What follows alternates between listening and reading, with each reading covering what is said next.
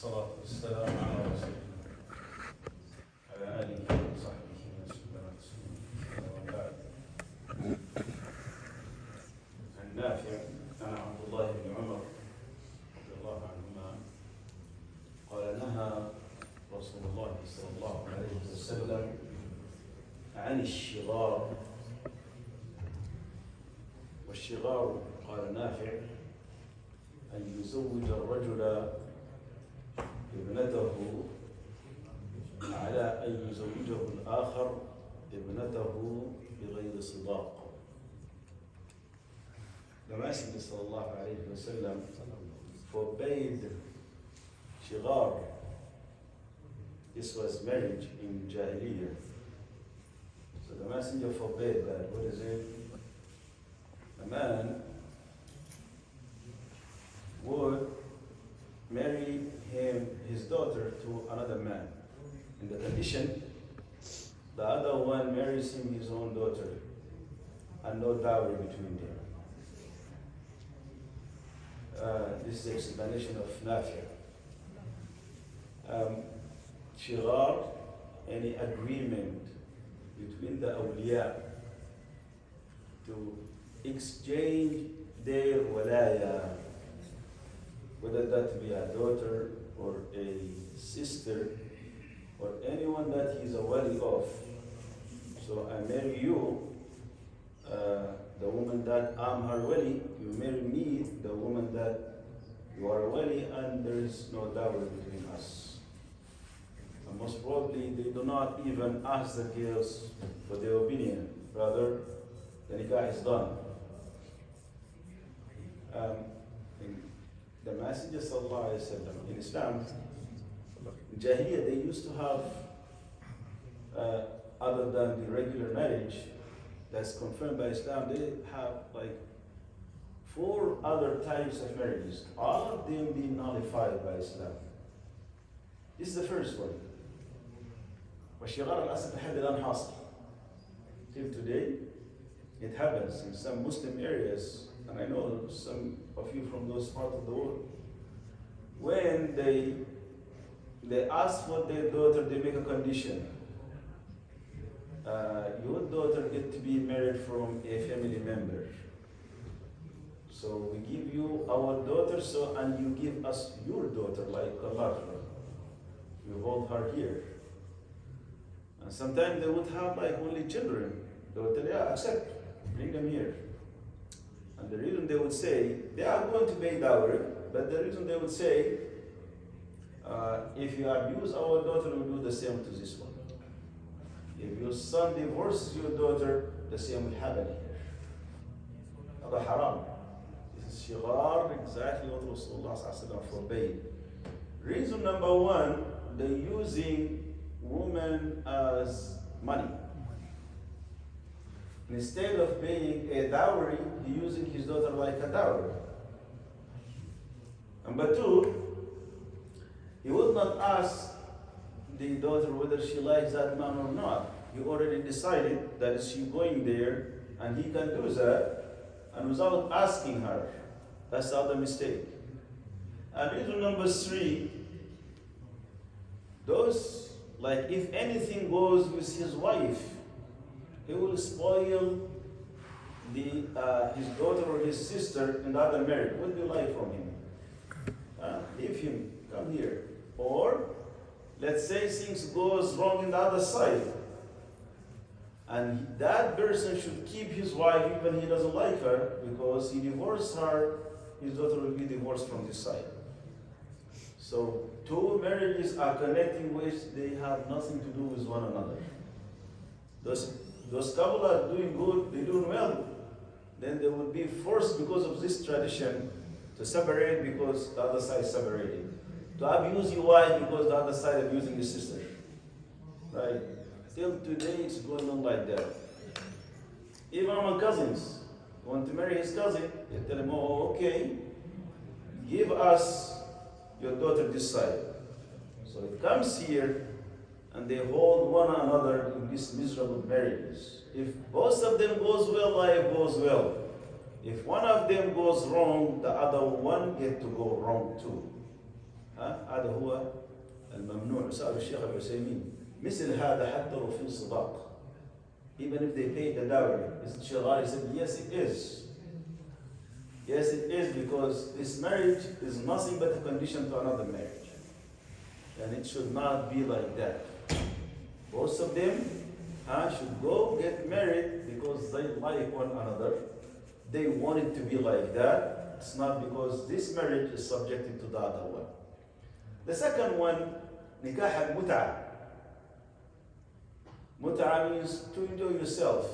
And nikah al-mut'ah, the man and the woman would agree to stay with one another for a certain period. And he will pay the dowry according to that period. Meaning, I have $1,000, so you stay with me 1 year. I have 500, you stay with me maybe 6 months. Okay? And by the end of it, he doesn't have to tell her you are divorced. Rather, she's automatically separated, and that is her choice. You want to stay, stay. You want to leave, leave. He doesn't have to divorce you. That's nikah al-mut'ah. Right? What about the children? Well, that's his children. And her children. And they have their names. It's like they got married and they are separated. It was like that. The Messenger ﷺ forbade the mut'ah twice. One time, the battlefield of Khaybar, Rasulullah ﷺ forbade 2 things.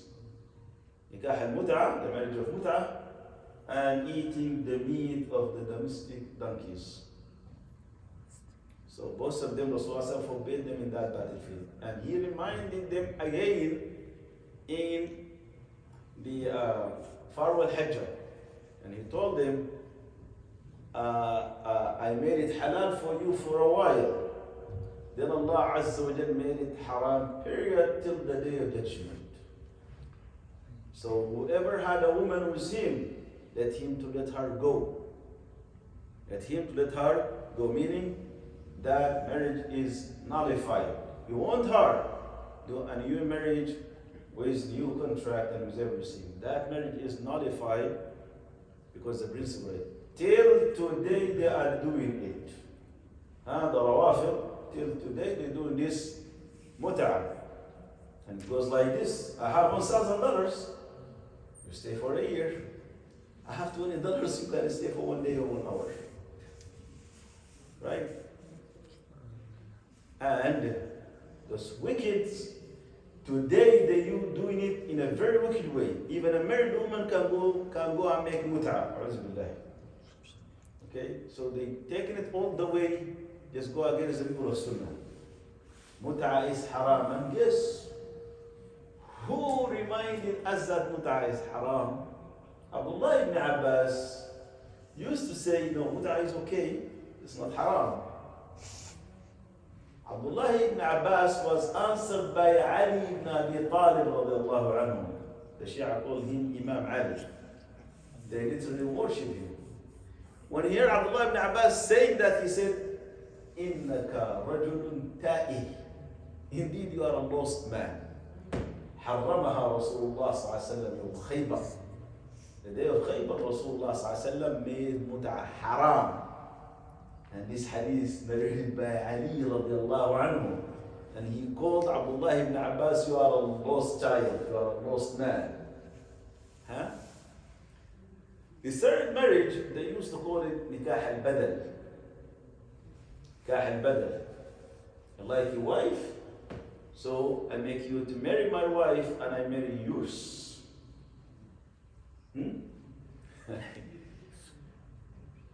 A man came to the Messenger ﷺ and he saw Aisha. And he asked Rasulullah ﷺ, who is that? He said, this is Aisha. He said, أنزل لك عن خير النساء فلانا وتنزل لي عنها. نشوف حتى ايش الكلام يعني ايش كانوا راكب عليها الان. I stepped down from my wife, the best woman, the most beautiful woman, and you give me this, or you step down from this. The messenger said, "Inna hada haramun fi dinina." He was a Muslim. Rasulullah said, "This is haram in our religion." Then he said, after for a while left, Aisha said, "Who's that person?" The messenger said, "This is so and so. And وَإِنَّهُ عَلَى مَا تَرَيْنَ مِنْ حَمَقٍ لَوْ غَضِبَ لَغَضِبَ لَهُ مِئَةَ أَلْفِ سَيْفٍ لَغَضِبَ لَهُ أَلْفَ سَيْفٍ." This guy, even you see how foolish is he. When he gets angry, 1,000 sword will go angry after him. Meaning, he's a master in his tribe, even he's that fool. He's a master in his tribe, he's the head of his tribe, even he's that fool. So, literally an exchange. Okay? So, I like your wife. Huh? It's not, I divorced my wife. No. I give you my wife like a slave servant. And you give me yours. And you marry this one, and I marry that one. Maybe you stay for a while, you don't like them, you can get back. Islam made this haram. The last one, nikah al-zaniyat. Nikah al-zaniyat, the marriage of the hur. What was that? كان عندهم زي ما موجودة لنا في كثير من البلدان نساء تكون مشهورة بالبغاء والعهر ويكون عندها مكانة حتى كانت ترفع الراية على بيتها. There was women who've been famous of doing this, and she's famous of doing this, and that's her job. And even some of them would raise flags over their places. So you go and commit zina, I pay for them. Right? By the way, أعلام بيوت الزنا كانت ترى من الحرم المكي، الحرم الأسمى موجود هذا، واللي أبطلوا أغلب بيوت الزنا بيقول لهم الوهابية لما دخلوا يسموها الوهابية. على قبلهم لما كانوا حاكمينها صوفية مكة كانت ترفع هذه الأعلام. اللي أبطلوا الزنا وأبطلوا الخمور في مكة وفي المدينة هم اللي بيسموهم الوهابية الآن. يعني It was a time where from the Haram, from Masjid Haram, you could see the flags of those houses. This is where you can go commit zina, you see the flags of the houses. It was a time. The one who nullified that, the one who stopped that, those people, they call them Wahhabis. Like me. Mecca was ruled by Sufis. And those Sufis affiliated themselves with the Usmanis. Yet, that was happening in there. They were worshipping of graves, drinking of khamr, and committing of zina in Balad Allah Haram. In the sacred house of Allah Azza wa Jal, around it actually. Right? So, when one of those women would have a baby, so she would be among those men who visited her or frequently visiting her. And she would tell him, "You are the father of the child."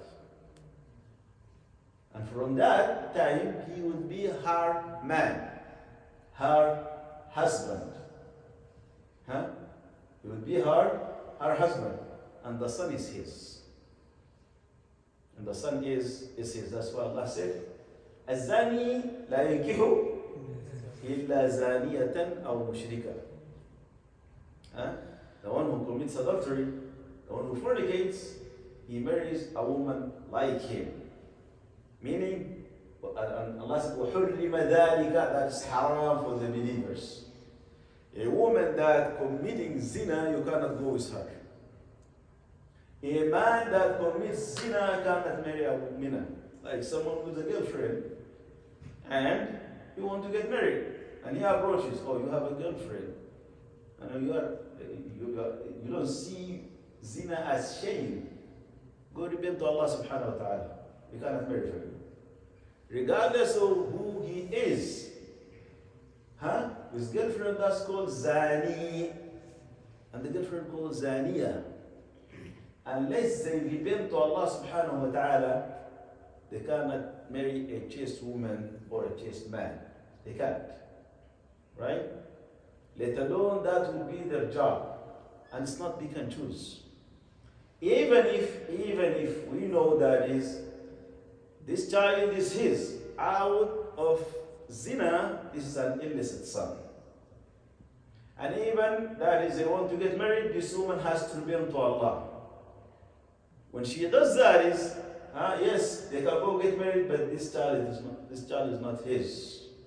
And there is ruling according to that. Meaning, this person dies, the child cannot inherit him. If he has like girls from other women, this child is not a mihram for them. He cannot marry them, but at the same time, he is not their mihram. He is not their brother.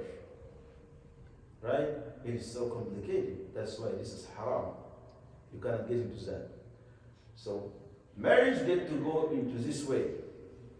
Marriage from a chaste man, from a woman that is protecting her chastity. And the purpose of the marriage is to protect both of them, their chastity, not to commit zina. And you pay a dowry.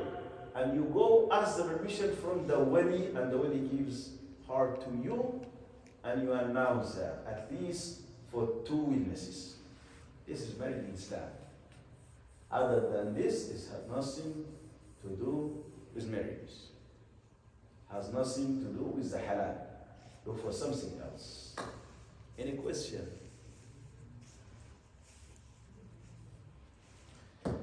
سبحانك اللهم وبحمدك اشهد ان لا اله الا انت استغفرك واتوب اليك.